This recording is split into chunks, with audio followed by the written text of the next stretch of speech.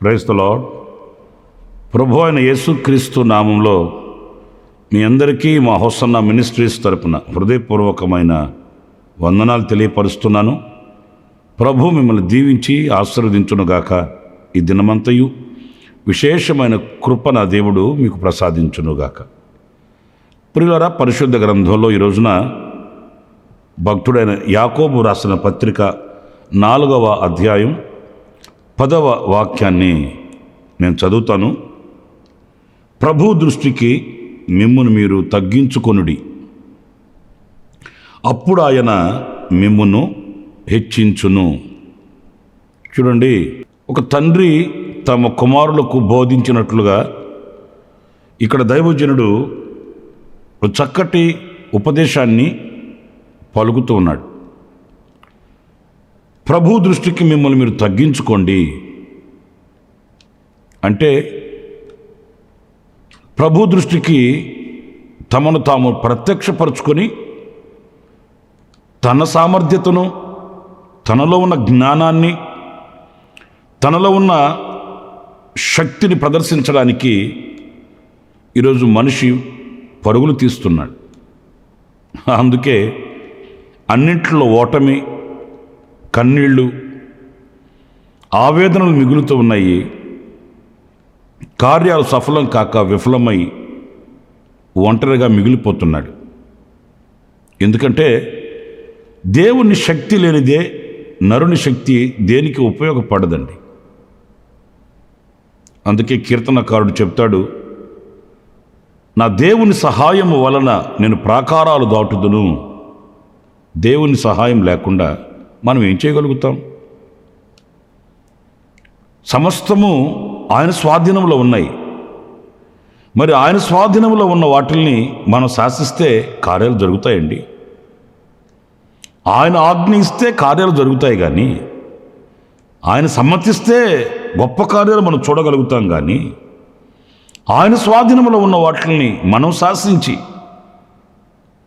జయము కలుగునుగాక, ఆశీర్వాదం కలుగునుగాక అని మనం శాసిస్తే ఆ మాటకి ఎంత విలువ ఉంటుంది? గనుక మొదట మనం ఆయనకి విధేయులమై లోబడడం నేర్చుకుంటే ఆయన మనల్ని హెచ్చిస్తాడంట. మన దేవుడు ఎవరు అనంటే మనల్ని కృంగదీసి అణగదొరక్కి నువ్వు పనికిరాని వాడివి, ఏమి చేయలేవు, ఏమి చేతగాదు గనక నువ్వు మౌనంగా ఉండు అని అలాగా ఆయన మనల్ని కృంగదీసే దేవుడు కాదండి. ఏ పనినైనా మనం ఆయనకి విధేయులమై ఆయన నామము పేరట మనం పూనుకుంటే మనకు జయమే కలుగుతుంది. గొలియాతు దావీదును చూసి, నేనేమన్నా కుక్కనంట్రా, కర్ర పట్టుకొని వస్తున్నావు అట్లా అంటే దావీదు ఏమన్నాడు తెలుసండి? జీవము కలిగిన దేవుని పేరట, ఆయన పేరట వస్తున్నాను నేను, లేకపోతే నిన్ను ఎదుర్కొనుటకు నేను ఎంతటి వాడిని? ఆ మాటలో చాలా ఆంతర్యం ఉందండి. నిన్ను ఎదుర్కొనుటకు నా శక్తి ఏ పాటిదండి? నీవెంత, నేనెంత? నీ ఎదుటి నేను చిన్న పిల్లవాడిని కదా. కానీ ఎందుకు ఎదుర్కొంటున్నాను అనంటే నా శక్తితో నేను రావట్లేదు. నేను జీవము కలిగిన దేవుని పేరట, యెహోవా పేరట నేను వస్తున్నాను అని ఆయన నామము పేరట వెళ్ళాడు. అంతేగాని నా వీరత్వం చూడు, నా శూరత్వం చూడు, నా శక్తి చూడు, నా బలాన్ని చూడు, నేనంతా నేను ఇంత అని తనను తాను ప్రత్యక్షపరుచుకోలేదు. నా దేవుడు నాకు జయమిచ్చాడు. గతంలో ఆయన నన్ను విడుదల ప్రసాదించాడు. గతంలో ఎన్నో అద్భుతాలు ఆయన చేశాడు నా పట్ల, ఇప్పుడు కూడా చేస్తాడు. అందుచేత నేను వెళ్తాను గొలియాతు మీదకి, అని సౌలుతో దృఢంగా చెప్పాడండి. చెప్పడం మాత్రమే కాదు, చేసి చూపించాడు. తాను వెళ్ళిన ఆ యొక్క పోరాటంలో ఒక గొప్ప ఘన విజయం కలిగింది. పెద్ద పెద్ద శూరులు, వీరులు మౌనంగా కూర్చొని ఉన్నారు అక్కడ. కానీ దేవుని పేరట వెళ్ళిన వాడు జయాన్ని పొందుకున్నాడు. ప్రియమైన దేవుని బిడ్డలారా, ఆయన మనల్ని హెచ్చిస్తాడు. ఆయన మనల్ని హెచ్చించున్నట్లు మనం ఆయనకి లోబడి ఆయన దృష్టికి మనం తగ్గించుకోవాలి. తగ్గించుకోవాలంటే మనం ప్రతిదీ కూడా ఆయనకు అప్పగించుకొని, ప్రభువా నా వలన కాదు, ఇది మీరు చేయాలి. ప్రభువా నా చేత కాదు, మీరు రావాలి. ప్రభువా నా వల్ల కాదు, మీరు నిలవాలి. మీ వలన అవుతుంది, మీ సహాయం వలన నేను చేయగలుగుతాను అనే విధేయతతో కూడిన మాట మన గుండెల్లో నుంచి రావాలండి, పెదాల నుంచి కాదు. ఏదో నామకావాస్తిక పలకాలని మాట్లాడాలని కాదు, హృదయ అంతర్భాగంలో నుంచి రావాలి. నేను రిక్తుడను, నేను చచ్చిన కుక్క వంటి వాడను కదా, మిన్నల్లి వంటి వాడను. ఎవరి నోట వచ్చే ఈ మాటలు? శూరుని నోట వచ్చేయండి. సింహాన్ని చీల్చగలిగిన, ఎలుగుబంటిని చీల్చగలిగిన, గొలియాతుని చంపగలిగిన, ఫిలిస్తీన్లను తరిమి తరిమి కొట్టిన దావీదున్నాడే, అతని నోట వచ్చిన మాటలు ఇవి. చచ్చిన కుక్క వంటి వాడను, మిన్నల్లి వంటి వాడను, అల్పుడను. ఎందుకంటే అవి ఏవి నా శక్తి వలన జరిగినవి కావు, నా దేవుడు నా వలన జరిగించాయి అన్న మాట, ఆ భావన ఆయన అంతరంగంలో ఉంది. కనుక ఆ అంతరంగంలో నుంచి వచ్చిన ఆ మాట దేవుడు చూచాడు, ఆయన అంతరంగాన్ని గుర్తించాడు. దేవుడు గొప్ప కార్యంలో తన ద్వారా చేయించి దావీదుని హెచ్చించిన అనుభవాల్ని మన పరిశుద్ధ గ్రంథంలో చూస్తాం. మరి ఈ రోజున ఏ విషయాల్లో, ఏ పరిస్థితుల్లోనైనా మనం ఆయన ఎదుట, ఆయన దృష్టికి మనల్ని మనం తగ్గించుకుంటున్నామా, హెచ్చించుకుంటున్నామా అనేది ఒక ప్రశ్న.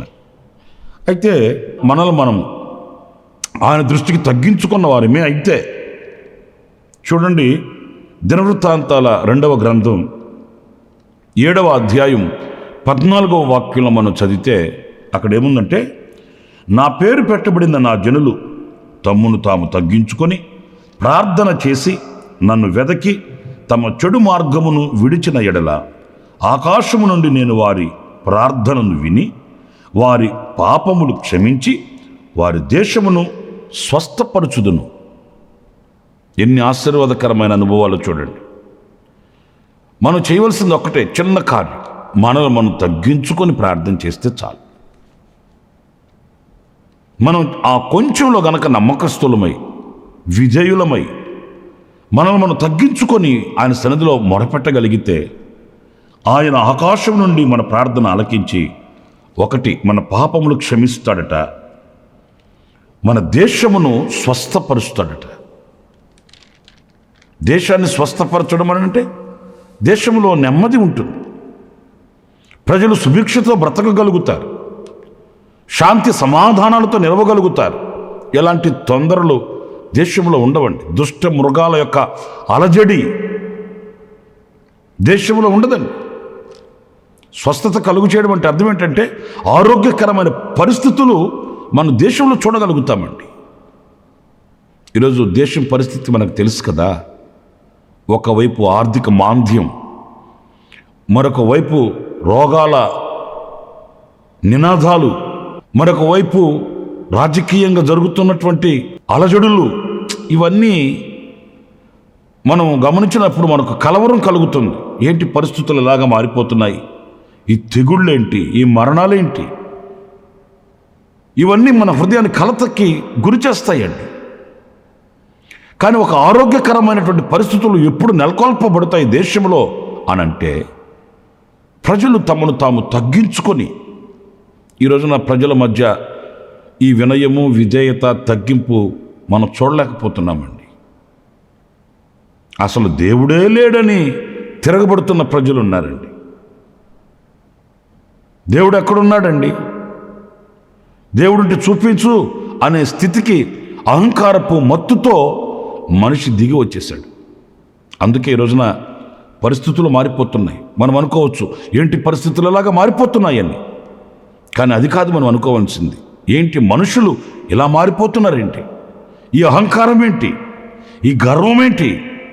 ఈ గర్వాంధురైనటువంటి మనిషి హృదయంలో కలుగుతున్న ఆలోచనలేంటి? ఇవి మనం ఆలోచించి మనల్ని మనం తగ్గించుకోవాలండి.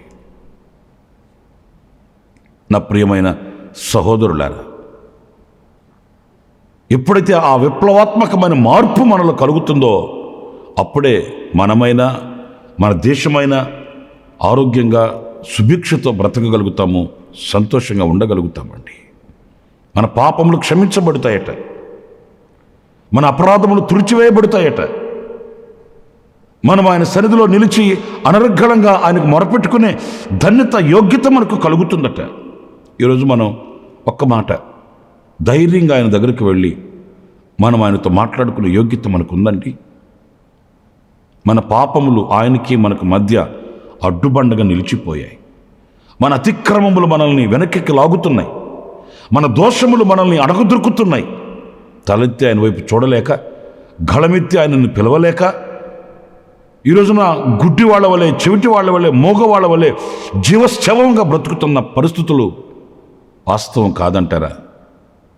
ఎవరో సహాయాన్ని వేడుకుంటున్నాం, మాకు ప్రార్థన చేయండి అని కొందరిని, మా విషయం కొంచెం ఆలోచించి చెప్పండి అని మరికొందరిని, ఇలాగా మరొకరి మీద ఆధారపడడం, వాళ్ళ సహాయాన్ని కోరుకోవడం అలవాటైపోయింది. కానీ నాకై నేను ఎందుకు ఆయన దగ్గరికి వెళ్ళలేకపోతున్నాను? నాకై నేను ఎందుకు ఆయనకి మొరపెట్టుకోలేకపోతున్నాను? ఆయన ముఖాన్ని ఎందుకు చూడలేకపోతున్నాను? ఆయనతో ఎందుకు మాట్లాడలేకపోతున్నాను అనే చలనం మనకు కలగట్లేదు.